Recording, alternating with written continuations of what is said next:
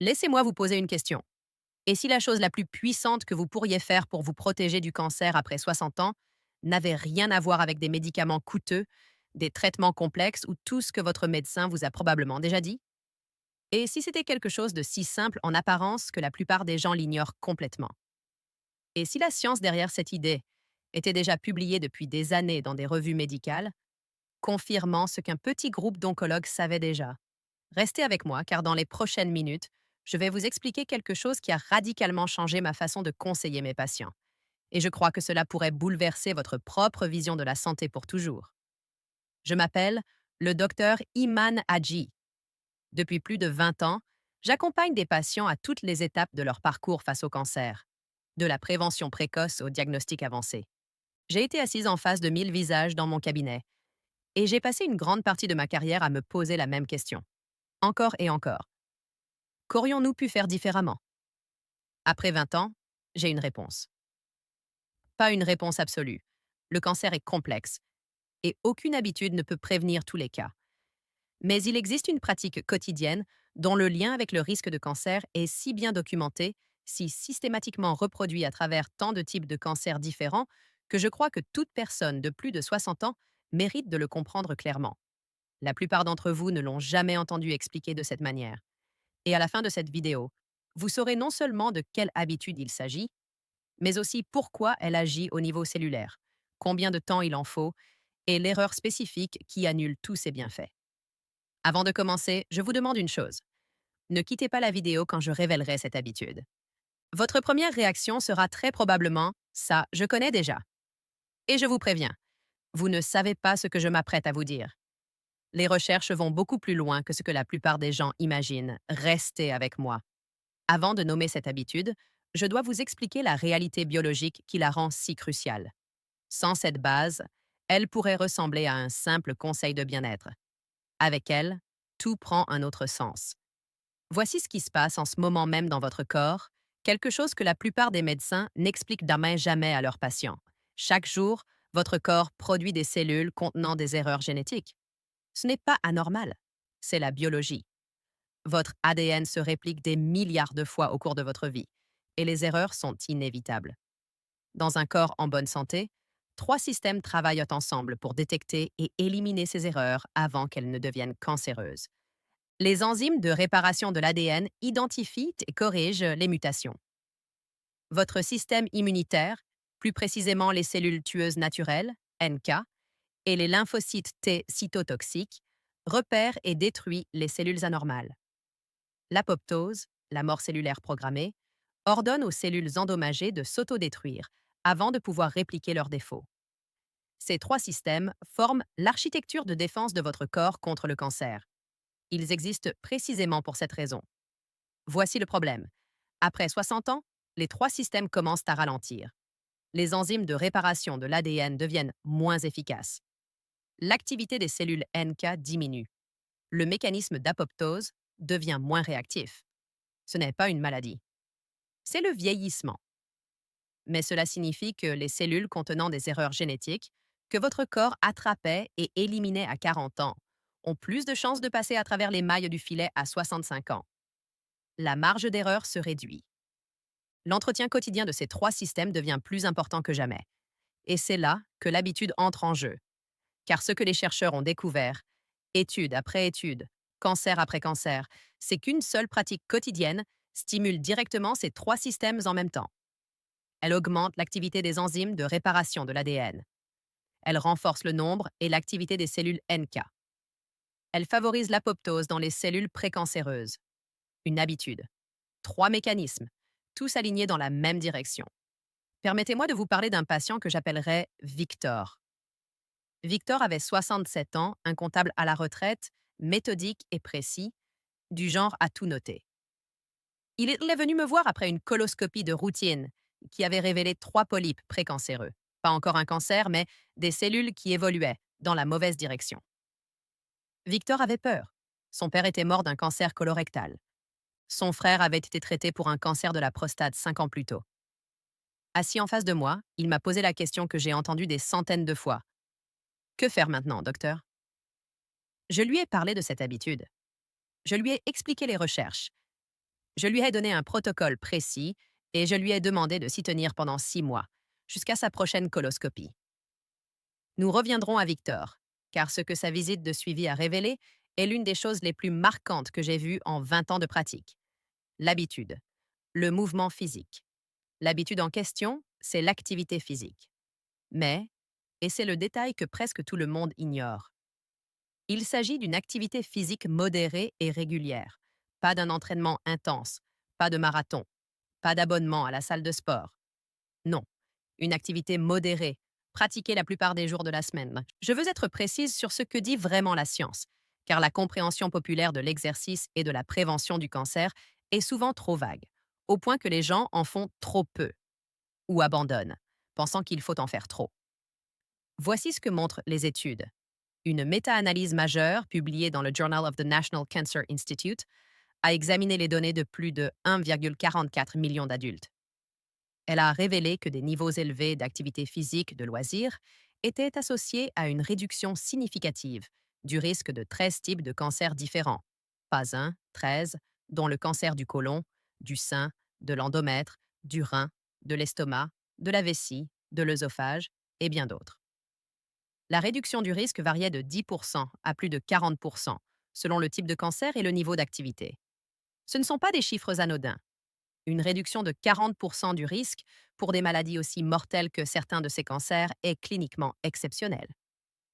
Une autre analyse, publiée dans JAMA Internal Medicine, a montré que les adultes qui respectaient les recommandations standards d'activité physique, 150 minutes d'activité modérée par semaine, avaient des taux de mortalité par cancer significativement plus bas que les personnes sédentaires.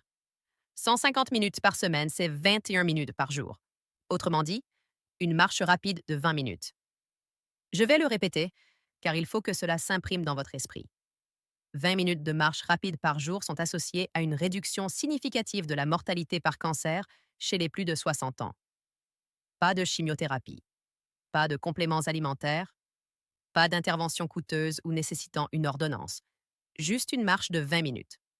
Maintenant, laissez-moi vous expliquer les 3 mécanismes qui expliquent bien pourquoi. Mécanisme 1. L'activité physique et la réparation de l'ADN. Lorsque vous pratiquez une activité physique modérée, votre corps augmente la production et l'activité des enzymes responsables de la réparation des dommages à l'ADN. Parmi elles, les enzymes des voies de réparation par excision de base et de réparation par excision de nucléotides, les mêmes qui corrigent les erreurs génétiques causées alors aussi par la réplication cellulaire normale, l'exposition à des carcinogènes environnementaux ou le stress oxydatif.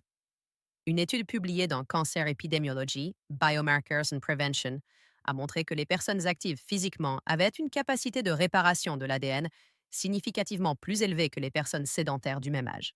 Cet effet était particulièrement marqué chez les seniors, précisément la population dont la capacité de réparation a le plus besoin d'être soutenue. L'activité physique ne se contente pas de maintenir la fonction de réparation de l'ADN après 60 ans. Elle en restaure une partie que le vieillissement a érodée. Le mécanisme biologique passe en partie par une protéine appelée PARP, poly-ADP ribose polymérase, l'un des principaux acteurs de la réparation des cassures de brins d'ADN. L'activité physique a été associée à une augmentation de l'activité de la PARP.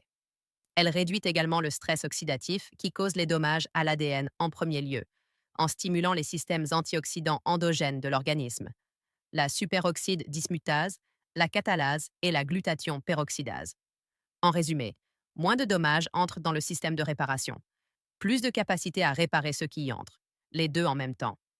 Mécanisme 2, l'activation des cellules tueuses naturelles, NK. Les cellules NK, Natural Killer, sont la première ligne de défense immunitaire contre le cancer. Leur rôle est précis. Elles patrouillent dans le corps, identifiant les cellules présentant des marqueurs de surface anormaux, la signature biologique des cellules précancéreuses ou cancéreuses, et les détruisent avant qu'elles ne puissent se multiplier. Après 60 ans, le nombre et l'activité des cellules NK diminuent. C'est l'une des raisons principales pour lesquelles l'incidence du cancer augmente fortement avec l'âge. Non seulement parce que plus d'erreurs génétiques se produisent, mais aussi parce que le système de surveillance immunitaire qui devrait les détecter fonctionne à capacité réduite. L'activité physique est l'un des stimulants les plus puissants connus pour la mobilisation et l'activation des cellules NK. Une seule séance de 30 minutes d'exercice modéré provoque une augmentation rapide et significative du nombre de cellules NK en circulation. Elles se mobilisent courant depuis les tissus vers le sang, où elles peuvent accéder aux zones d'activité cellulaire anormales. Une étude publiée dans le Journal of Applied Physiology a montré qu'une seule séance de 30 minutes d'exercice modéré pouvait augmenter le nombre de cellules NK de jusqu'à 50% dans les heures qui suivent. Mais voici ce qui est encore plus important pour une prévention durable du cancer. L'activité physique régulière, et pas seulement des séances ponctuelles, entraîne des améliorations durables de la fonction des cellules NK. Les adultes âgés chroniquement actifs présentent une cytotoxicité des cellules NK significativement plus élevée, c'est-à-dire leur capacité à tuer effectivement les cellules anormales, que les personnes sédentaires du même âge. Le système de surveillance ne s'améliore pas temporairement après l'exercice. Il se renforce durablement avec une activité régulière. C'est le mécanisme que la plupart des oncologues citent lorsqu'ils expliquent bien pourquoi les populations actives ont des taux de cancer plus bas. Le système immunitaire effectue simplement plus de surveillance.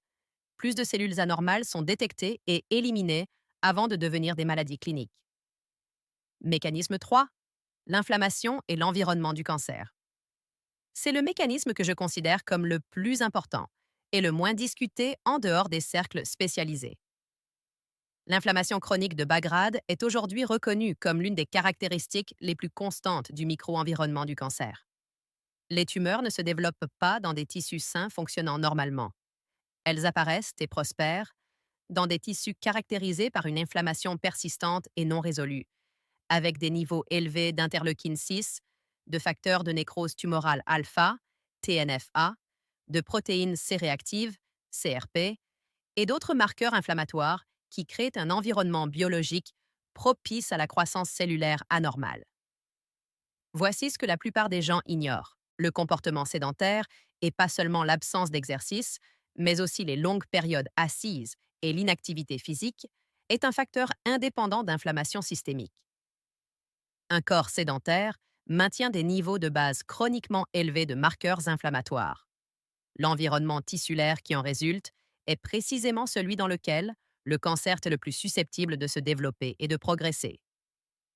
L'activité physique est l'intervention non pharmacologique la plus étayée par des preuves scientifiques pour réduire l'inflammation systémique chronique.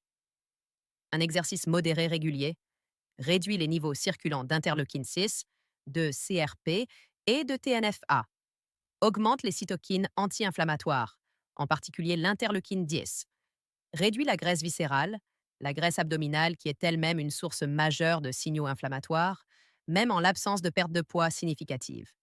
En pratique, cela est maïs. Cela signifie que chaque jour où vous bougez de manière régulière et modérée, vous modifiez l'environnement chimique interne de votre corps. Vous le rendez moins hospitalier aux conditions qui permettent au cancer de se développer, non pas de manière spectaculaire et visible, mais silencieusement, progressivement, de la même manière que le cancer lui-même se développe lentement, sur des années, par l'accumulation de conditions quotidiennes. Le mouvement est la condition quotidienne qui agit dans la direction opposée. Si vous êtes arrivé jusqu'ici, c'est que vous êtes vraiment investi. Vous voulez savoir ce qui vient ensuite. Pourtant, la plupart des spectateurs aiment le contenu, puis passent à autre chose sans s'abonner.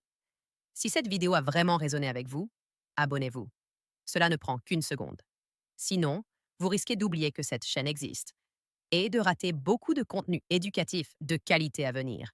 L'erreur critique qui annule tous les bienfaits. Maintenant, voici l'erreur spécifique qui élimine la plupart des bienfaits préventifs de l'activité physique contre le cancer. Et c'est une erreur que presque tout le monde commet. L'intensité. La plupart des gens qui décident de commencer à faire du sport pour des raisons de santé y vont trop fort, trop vite, trop régulièrement. Ils se lancent dans des programmes à haute intensité. Ils se poussent jusqu'à l'essoufflement à chaque séance. Et pour la prévention du cancer, c'est la mauvaise approche. Non pas parce que l'exercice à haute intensité est nocif, mais parce que la courbe des bienfaits immunologiques pour la prévention du cancer atteint son pic à une intensité modérée et commence à diminuer aux intensités très élevées. Des recherches examinent la relation entre l'intensité de l'exercice et la fonction immunitaire ont montré que l'exercice modéré stimule robustement l'activité des cellules NK et les voies anti-inflammatoires. En revanche, l'exercice à très haute intensité, celui qui vous laisse incapable de tenir une conversation, produit un effet immunosuppresseur transitoire dans les heures qui suivent la séance. La fenêtre ouverte de réduction temporaire de la fonction immunitaire après un exercice épuisant est bien documentée en immunologie de l'exercice. Pour la surveillance du cancer, vous voulez que votre système immunitaire soit constamment actif et fonctionnel, pas répétément supprimé puis rétabli. La zone optimale pour les bienfaits préventifs contre le cancer, c'est l'intensité modérée, un niveau d'effort où vous pouvez tenir une conversation, mais où vous êtes légèrement essoufflé. Pensez à une marche rapide, du vélo à un rythme confortable, de la natation, de la danse, du jardinage à un rythme soutenu. Toute activité qui élève votre fréquence cardiaque à environ 50-70% de son maximum et la maintient pendant 20 à 30 minutes. Et voici le point clé. La régularité l'emporte sur l'intensité à chaque fois. 5 marches de 20 minutes à intensité modérée réparties sur la semaine apportent plus de bienfaits immunologiques et anti-inflammatoires pour la prévention du cancer que 2 séances intenses en salle de sport. La fréquence de l'activation compte plus que l'intensité maximale d'une seule séance. Petite question avant de continuer. Combien de jours par semaine êtes-vous actuellement actif physiquement pendant au moins 20 minutes? Soyez honnête. Écrivez le nombre dans les commentaires maintenant même. Les réponses que je vois là me montrent systématiquement l'écart entre ce que les gens ont l'intention de faire et ce qu'ils font réellement. Votre nombre compte. Et il pourrait aider quelqu'un d'autre qui regarde cette vidéo et qui est exactement à l'endroit où vous étiez il y a 6 mois. Le cas de Victor. Je vous avais promis de revenir à Victor. 6 mois après notre première conversation, Victor est revenu pour sa coloscopie de suivi. Il s'était engagé à 100% dans le protocole. 25 minutes de marche rapide, 5 jours par semaine, sans exception. Il n'avait pas changé son alimentation de manière significative. Il n'avait pas commencé à prendre de compléments. Il n'avait apporté aucune autre modification délibérée à son mode de vie. Juste la marche. Son gastro-entérologue a trouvé un seul polype, contre 3 auparavant. Le polype restant n'avait pas progressé. Ses marqueurs inflammatoires, la CRP et l'interleukine 6, étaient ensuite redescendus dans la plage normale, alors qu'ils étaient élevés au départ. Son activité des cellules NK, que nous avions mesurée au début, et à nouveau après 6 mois, avait augmenté de 34%. Assis en face de moi lors de ce suivi, Victor m'a dit quelque chose que j'ai cité des dizaines de fois à mes patients depuis. J'ai marché pendant 6 mois. Et en 6 mois, je me suis senti mieux, j'ai mieux dormi. Et apparemment, mon corps a recommencé à faire son travail. Pourquoi personne ne m'a dit ça il y a 20 ans? Je n'avais pas de bonne réponse à l'époque. J'essaie d'y remédier maintenant. Les recherches documentant cet effet s'accumulent depuis des décennies. Les mécanismes sont bien compris. La dose est réalisable par presque tout le monde de plus de 60 ans. Et le coût? Zéro. Pourtant, dans la plupart des consultations en oncologie, y compris beaucoup des miennes, au début de ma carrière, cette information est soit mentionnée brièvement en passant, soit pas abordée du tout. C'est ce vide que je cherche à combler avec des vidéos comme celle-ci. En résumé, laissez-moi résumer cela clairement et de manière pratique. La seule habitude quotidienne ayant les effets préventifs contre le cancer les plus constants, les plus reproduits et les mieux compris mécaniquement chez les plus de 60 ans, c'est l'activité physique modérée et régulière. Plus précisément, 20 à 30 minutes d'activité modérée par jour, marche rapide, vélo, natation ou toute activité soutenue à un rythme permettant la conversation. 5 jours ou plus par semaine. Les 3 mécanismes par lesquels elle agit sont l'augmentation de l'activité des enzymes de réparation de l'ADN, l'activation et l'amélioration durable de la fonction des cellules NK, la réduction de l'inflammation systémique chronique, l'environnement biologique dans lequel le cancer se développe et prospère. L'erreur critique à éviter est soit ne rien faire, parce que la quantité nécessaire semble trop faible pour avoir un impact, en faire trop, à une intensité trop élevée, ce qui supprime répétément la fonction immunitaire que cette habitude est censée renforcer. Votre action aujourd'hui. Voici ce que je vous demande de faire aujourd'hui. Pas le mois prochain. Pas quand le temps sera plus clément. Aujourd'hui. Choisissez un créneau de 20 minutes dans votre journée et consacrez-le au mouvement.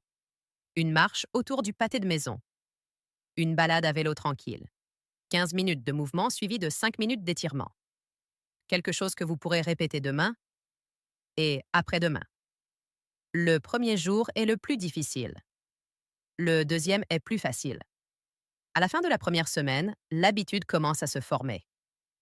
À la fin du premier mois, votre activité des cellules NK est mesurablement plus élevée qu'au départ. Ce n'est pas de la motivation, c'est de la biologie. Pour conclure, quelle partie de cette vidéo a changé votre façon de voir la prévention du cancer? Dites-le moi dans les commentaires, je les lis tous. Et si cette vidéo vous a apporté quelque chose que vous allez vraiment utiliser, partagez-la. Il y a quelqu'un dans votre vie qui a besoin de cette information et ne l'a pas encore. Un parent, un conjoint, un ami qui navigue déjà dans un diagnostic de cancer et cherche tous les outils fondés sur des preuves scientifiques. Ce simple partage pourrait être l'une des choses les plus utiles que vous ferez pour sa santé aujourd'hui. Abonnez-vous pour plus de conversations honnêtes, basées sur ce que la recherche dit vraiment. La prochaine fois, je parlerai des 5 aliments que la recherche associe de plus en plus au risque de cancer chez les plus de 60 ans. Et au moins 2 d'entre eux sont des aliments que la plupart des gens considèrent comme sains. Prenez soin de vous. Bougez aujourd'hui. Et retenez ceci. L'arme la plus puissante dont vous disposez contre le cancer ne se trouve pas en pharmacie. Elle est en vous, en attente d'être activée. Il vous suffit de lui envoyer le bon signal. Avertissement. Tout ce qui est partagé dans cette vidéo est basé sur des recherches publiées en oncologie, des études épidémiologiques et la littérature en immunologie de l'exercice. Il s'agit d'informations éducatives générales, pas de conseils médicaux personnalisés pour votre situation individuelle. Le risque de cancer est complexe et implique de nombreux facteurs qui dépassent le cadre d'une seule vidéo. Si vous avez des préoccupations concernant le risque de cancer, des antécédents personnels ou familiaux de cancer, ou toute condition médicale existante, veuillez en discuter longuement avec votre médecin avant de modifier votre niveau d'activité. Lui seul connaît votre historique médical. Ces informations sont un point de départ pour cette conversation, pas un substitut.